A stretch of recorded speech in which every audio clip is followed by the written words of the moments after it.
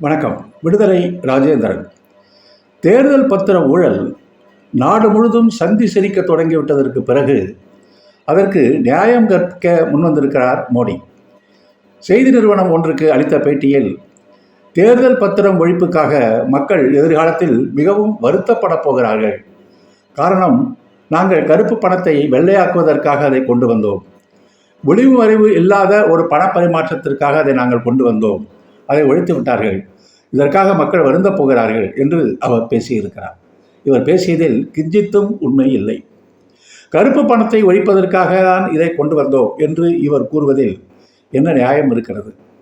கருப்பு பணத்தை ஒழிப்பதில் நான் ஆட்சிக்கு வந்தால் கருப்பு பணத்தை வெளிநாடுகளில் பதுக்கியிருந்த கருப்பு பணத்தை கொண்டு வந்து எல்லோருடைய வங்கிக் கணக்கிலும் 15 லட்சம் ரூபாய் போடுவேன் என்று சொன்னவர் கருப்பு பணத்தை மீட்டு கொண்டு வரவில்லை என்பது ஒரு பக்கம் இருக்கட்டும்.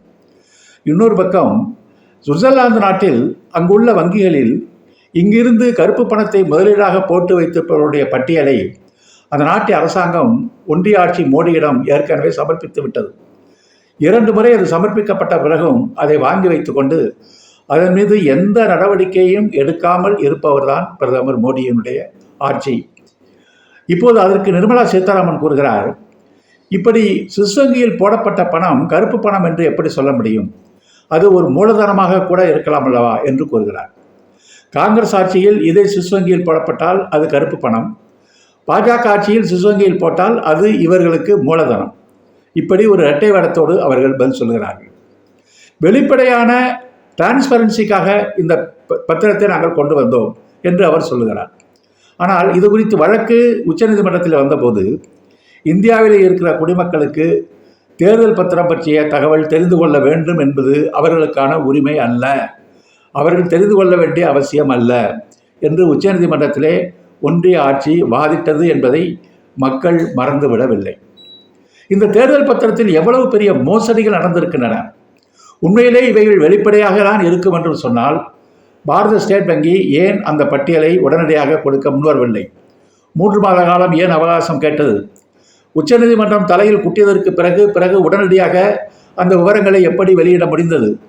அப்படி வெளியிட்ட விவரங்களிலும் கூட குறியீட்டு எண்களை ஏன் மறைத்து இவர்கள் வெளியிட்டார்கள்? அதற்கு பிறகு உச்சநீதிமன்றம் தலையில் குட்டியதற்கு பிறகு, குறியீட்டு எண்கள் வந்ததற்கு பிறகு யார் யாருக்கு, எந்தெந்த கட்சிக்கு, எப்போது, எவ்வளவு நன்கொடை கொடுத்தார்கள் என்ற விவரம் எல்லாம் வெளிவந்தது. இவைகளெல்லாம் வெளிவரக்கூடாது என்பதற்காகவே ஒன்றிய ஆட்சியின் உத்தரவுப்படி, நிதித்துறை அமைச்சகத்தின் உத்தரவுப்படி குறியீட்டு எண்களை மறைத்து பாரத ஸ்டேட் வங்கி கொடுத்திருக்கிறது. ஆக இவர்கள் வெளிப்படைத்தன்மை என்ற யோகிதை இதுதான். ஒரு நிறுவனம் 3 ஆண்டுகளுக்குள் தொடங்கப்பட்டால் அந்த நிறுவனத்திடமிருந்து நன்கொடை பெறக்கூடாது என்பது சட்டம். ஆனால் 20க்கும் மேற்பட்ட நிறுவனங்கள் 3 ஆண்டுகளுக்கு உள்ளாகவே 1 வருடம் 1.5 வருடத்திற்குள் துவங்கப்பட்ட நிறுவனங்களிடமிருந்து தேர்தல் நிதி சட்டவிரோதமாக மோசடியாக தேர்தல் பத்திரத்தின் விதிமுறைகளை மீறி வசூலிக்கப்பட்டு இருக்கிறது.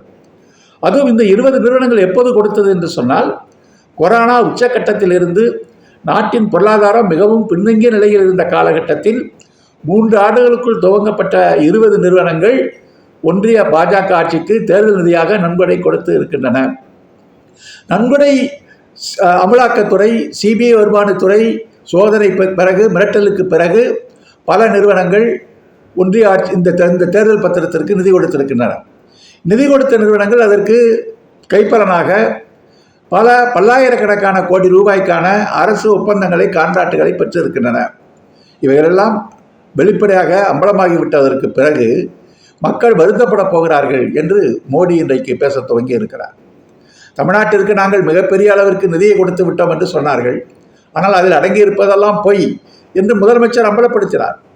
இன்னும் கட்டப்படாத எய்ம்ஸ் நிறுவனத்திற்கு ஒதுக்கப்பட்ட, காகிதத்தில் ஒதுக்கப்பட்ட நிதியை 1 பைசா கூட கொடுக்காமல் தமிழ்நாடு அரசுக்கு கொடுத்ததாகவும், மெட்ரோ 2 திட்டத்திற்கு நிதி கொடுத்ததாகவும் உண்மைக்கு மாறான பொய்யான தகவல்கள்.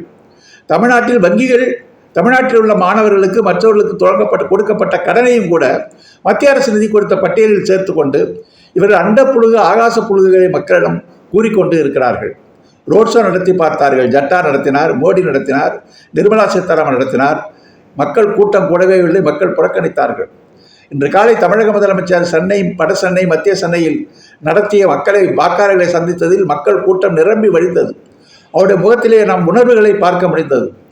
ராகுல் காந்தியும் தமிழக முதல்வரும் கலந்து கொண்ட கோவை கூட்டம் வரலாற்று சிறப்புமிக்க ஒன்றாக மாறிப்போய் அது பாஜகவினுடைய ஆட்சியிலே மிகப்பெரிய தாக்கத்தை அதிர்ச்சியை உண்டாக்கியிருக்கிற கூட்டமாக மாறிப்போனது மட்டுமல்லாமல் தேசிய கட்சி என்பது திராவிட இயக்க உணர்வோடு எப்படி நெருங்கி வந்து கொண்டிருக்கிறது, திராவிட இயக்க கொள்கை எப்படி வெற்றி பெற்றிருக்கிறது என்பதை பறைசாற்றுகின்ற ஒரு நிகழ்ச்சியாகவும் அது அமைந்து போயிருக்கிறது. எனவே தமிழ்நாட்டில் இன்றைக்கு தேசிய கட்சி திராவிட இயக்க உணர்வுகளை கையிலேந்து கொண்டு வருகிற ஒரு கட்சியாக இன்றைக்கு மாறிப்போயிருக்கிறது. இந்த நிலையில் இந்தியா கூட்டணியில் அடங்கியிருக்கிற கட்சிகள் சார்பாக ஒருங்கிணைந்து ஒரு அறிக்கை அடுத்த 2 நாட்களில் வரப்போகிறது என்ற செய்தியும் இன்றைக்கு வந்திருக்கிறது. ஆக இந்தியா கூட்டணி ஒரு நம்பிக்கை தருகிற கூட்டணியாக மாறியிருக்கிறது. மோடியினுடைய கூட்டணி இன்றைக்கு பொய்யும் புனை சுருட்டும் பரப்புகின்ற ஒரு கூட்டணியாக மாறிப்போய் மக்களை வதைக்கின்ற ஒரு கூட்டணியாக மாறிப்போயிருக்கிறது. தமிழ்நாட்டு மக்கள் மட்டுமல்ல, இந்தியாவில் இருக்கிற அனைத்து மாநில மக்களும் இந்தியா கூட்டணியை நிச்சயமாக வெற்றி பெற வைக்கப் போகிறார்கள். அதற்கான செய்திகள், நல்ல செய்திகள் இப்போது வந்து கொண்டிருக்கின்றன.